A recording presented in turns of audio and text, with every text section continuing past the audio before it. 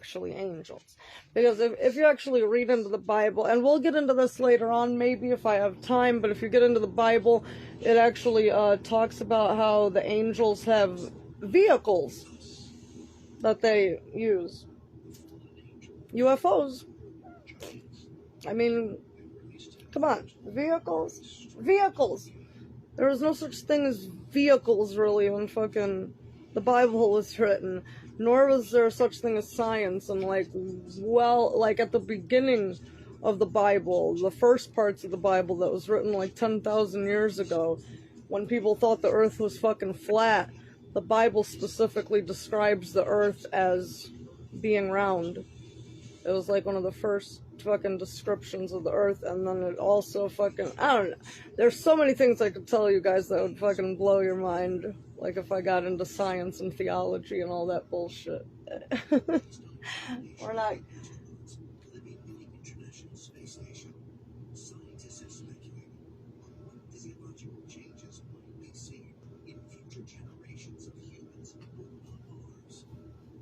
Now they're talking about us colonizing Mars, if we were actually to start living on Mars and stuff. What we would eventually look like after centuries of living on Mars, we would most likely get taller because of the change of gravity. Our bones would elongate and stuff, and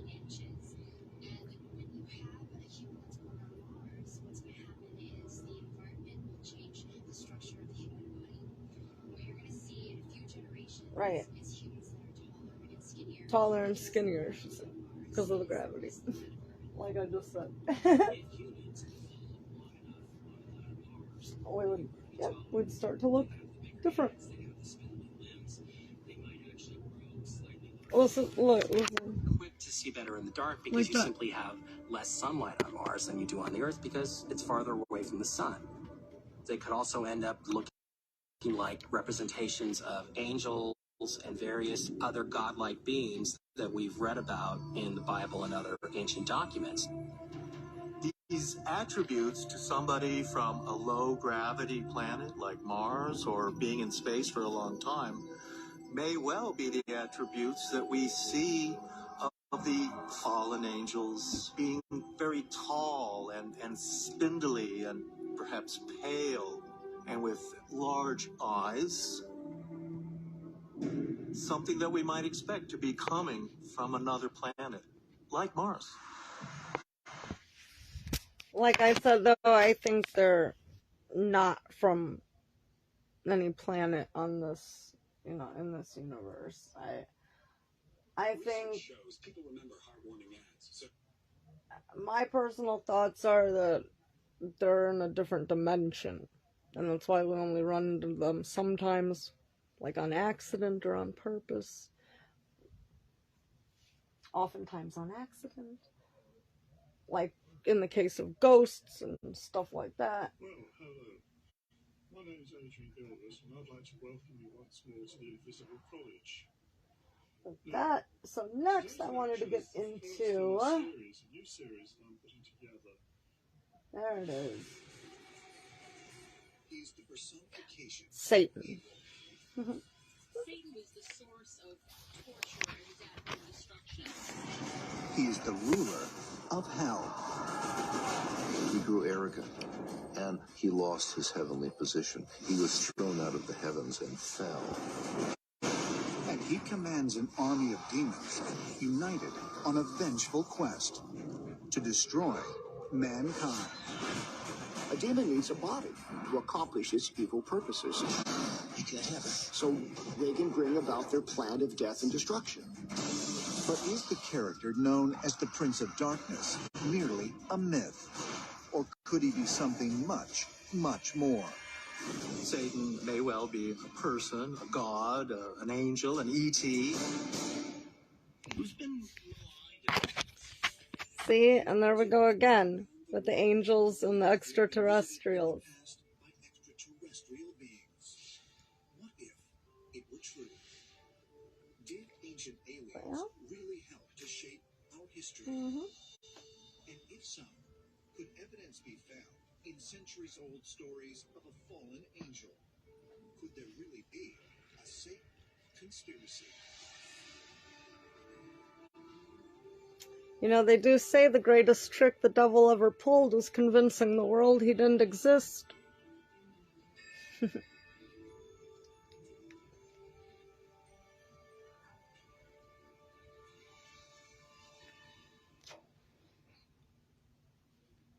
Let's see.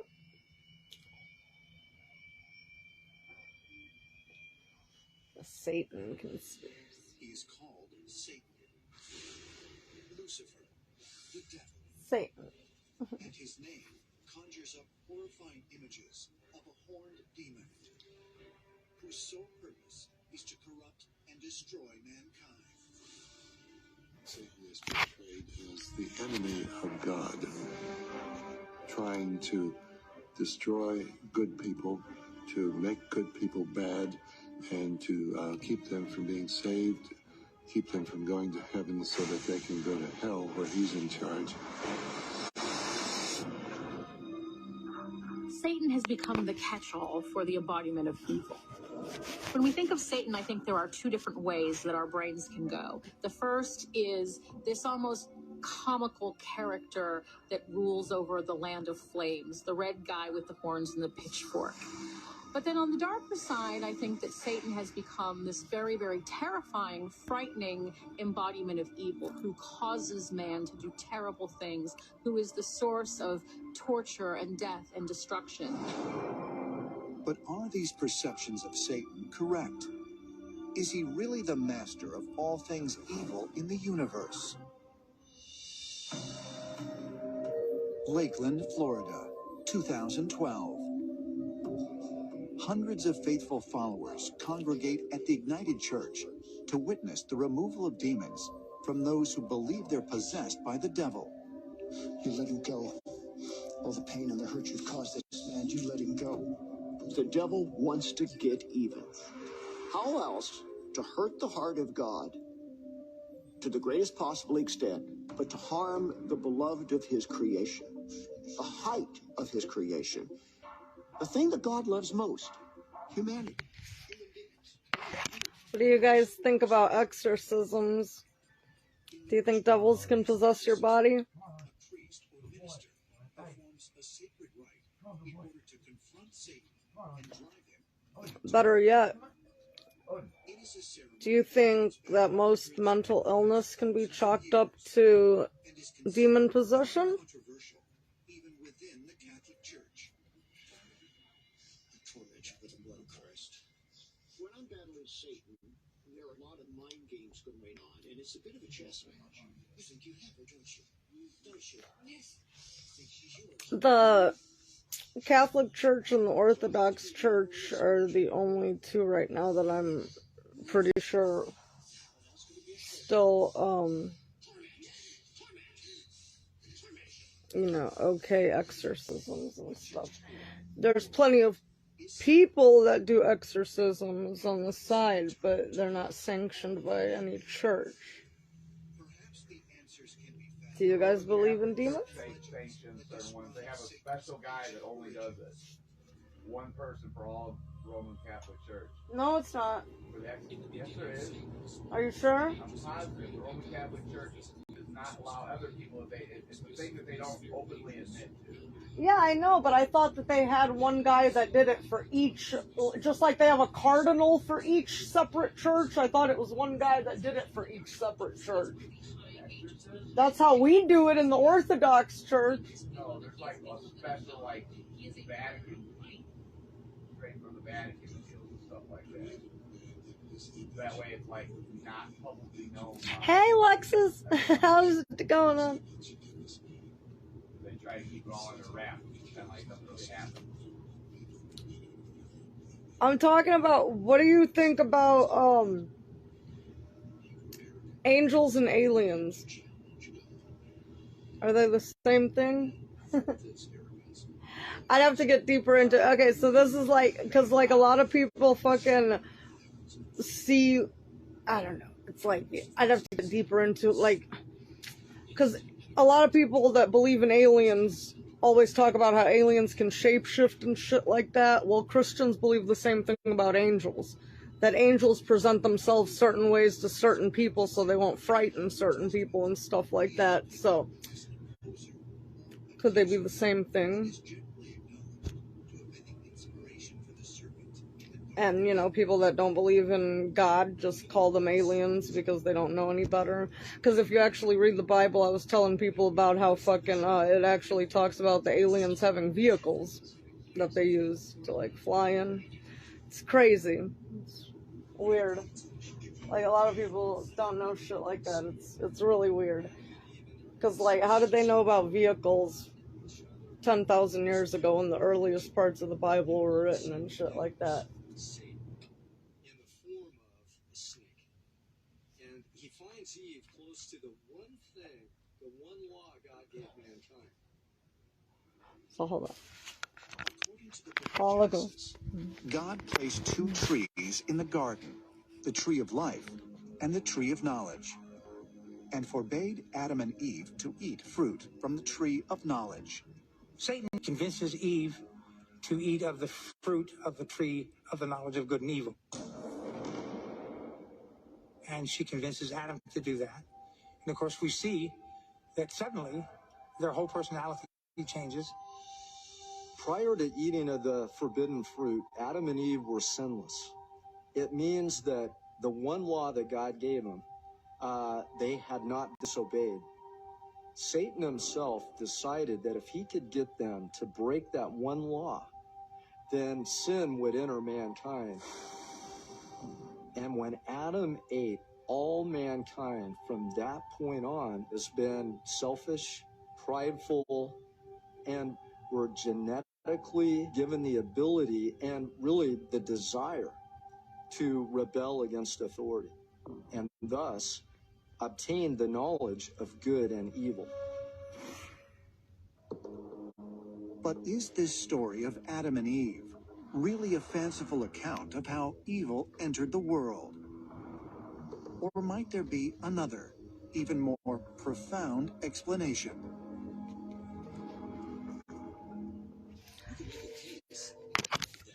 Crazy.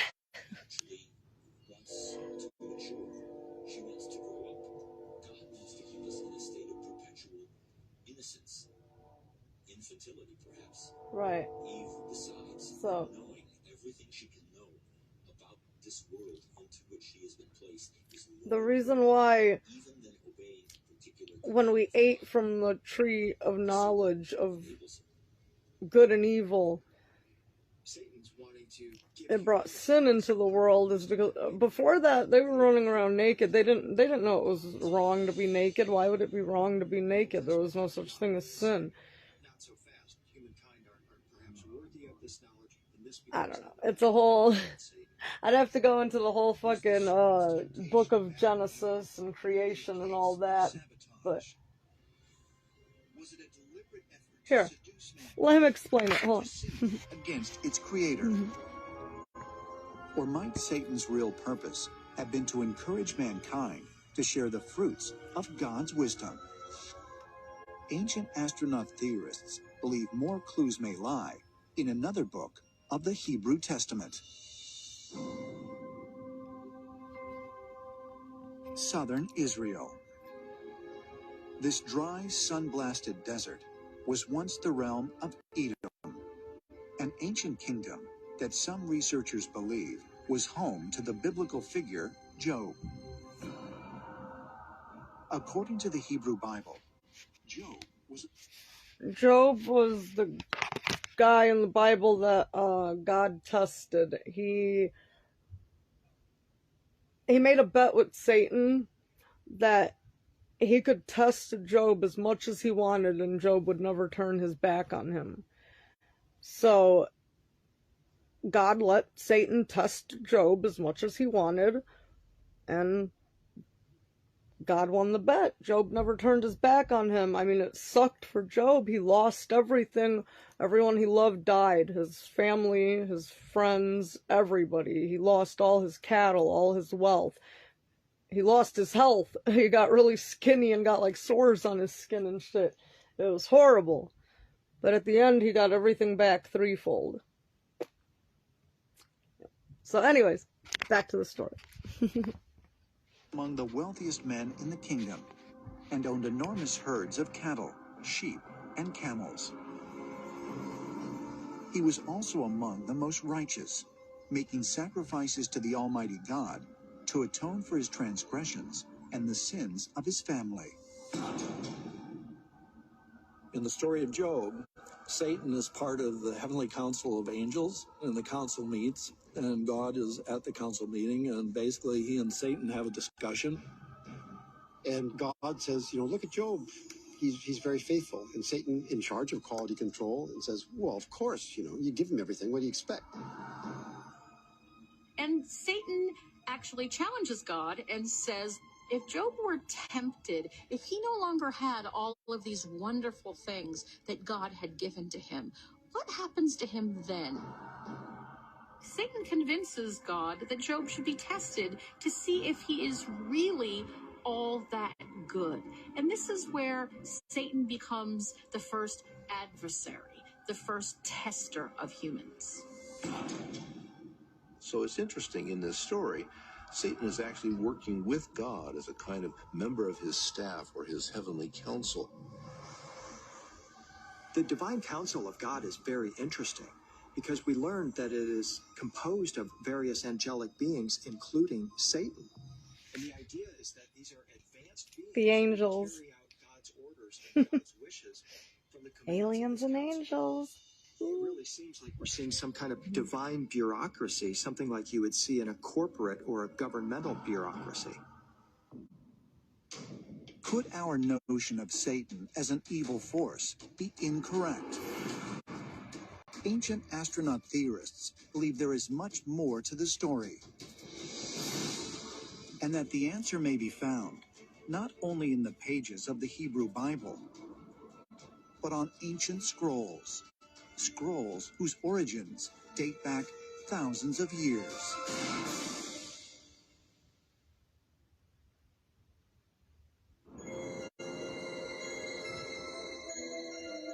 Qumran, the West Bank.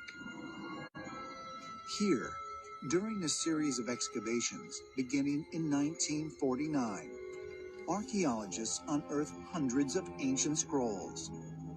They are believed to have been written by a Hebrew sect known as the Essenes more than 2,000 years ago.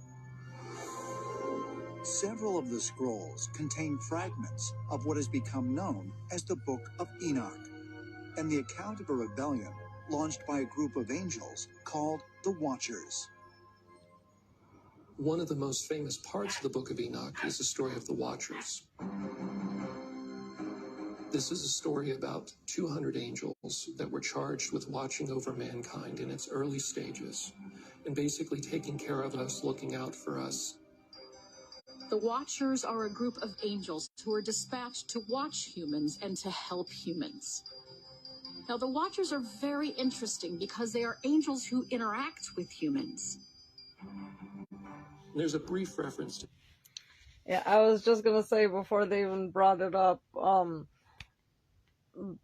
the King James Bible, the commonly known Bible that most religions go off, most Christian religions go off of today, make reference to the fallen angels and how they came to Earth and mated with human females and created what are known in the Bible as the Nephilim. They were a race of giants. Greek mythology makes reference to them. Roman mythology makes reference to them. Egyptian mythology makes reference to them. A bunch of different religions make reference to them. A lot of ancient mythology makes reference to them. Once again, like I said, you could call them aliens. There's a thing on here where they talk about human-alien hybrids and how they've found giant bones and stuff like that in archaeological digs and all kinds of crazy shit. It's like, so are they angels or aliens?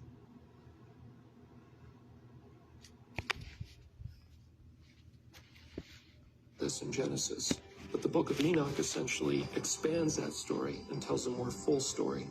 This was taken out of the canon of the Bible early in the church's life, but it was in for a period of time. Once the Watchers begin to interact with humans, they become infatuated with this new species and they become lustful of this new species. And all of a sudden, the original idea, the original commands that they were given seem a lot less interesting to them. They came to a point where they wanted to take wives and have children, and so they decided to rebel, create bodies, marry, and bear children. According to the Book of Enoch, the leader of this rebellion is a watcher known as Shemyaza, or Satanael. Could this be the same character we know as Satan? So what we're seeing in the story of Shemyaza and the Watchers is very similar to the story of Lucifer in charge of the angels. In both cases, we're confronted with a hierarchy of a species which is between us and God, the leader of which disagrees with God and basically wants to live amongst mankind. When you look at the different versions of the Book of Enoch, the one thing that combines all of them is that they talk about the Watchers from heaven. And they are the ones who gave knowledge. And when I look at terms such as Watchers from heaven, then personally, I interpret them as possible extraterrestrials.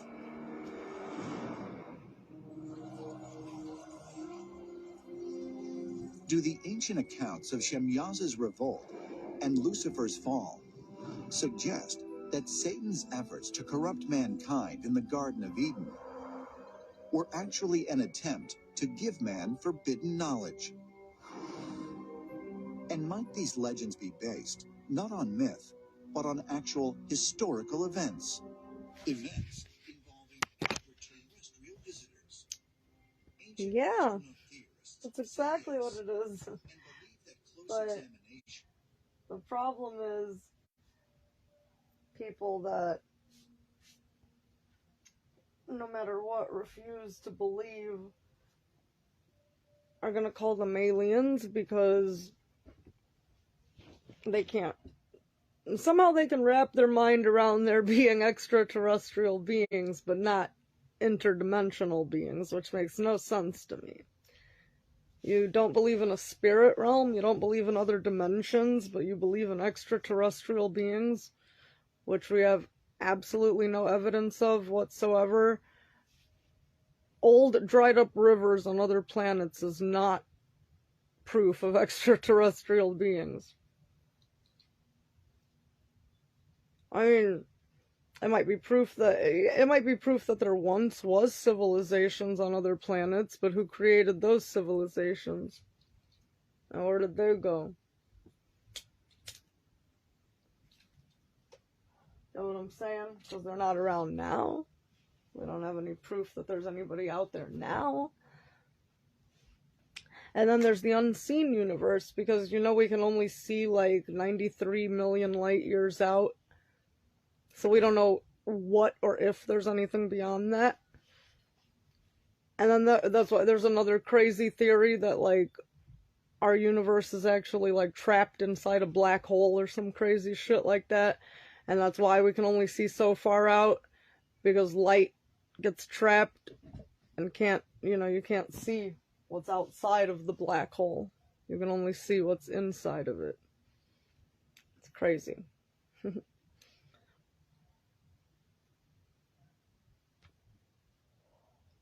So who knows? We don't know what's beyond that 93 million light years. And we don't know what's in other dimensions, or if there's other dimensions, which I totally believe there are. So, anyways, back to the show. Of the Book of Enoch may point to physical evidence of where Satan's so-called rebellion against God may have actually occurred. And let me say one thing, they're trying to make it sound like it's no big deal that the angels were attempting to give us knowledge that we didn't godly knowledge, it is a big deal, and what they were trying to do was horrible.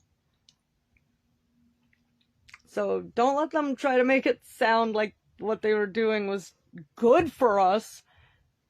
It would have, the little bit of knowledge that they gave us, look at how big a trouble it got us into, just a little tiny bit of knowledge that they gave us.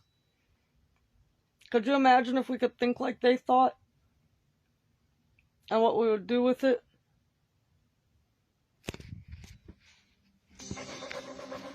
Mount Hermon, Lebanon.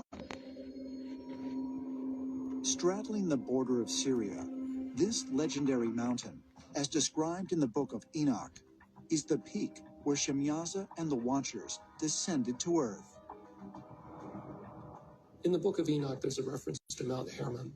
We see the angels basically descending to Mount Hermon. So Mount Hermon was both a place of connection with heaven and kind of a sally port between earth and heaven. The Watchers, being angels from heaven, knew the sciences of heaven.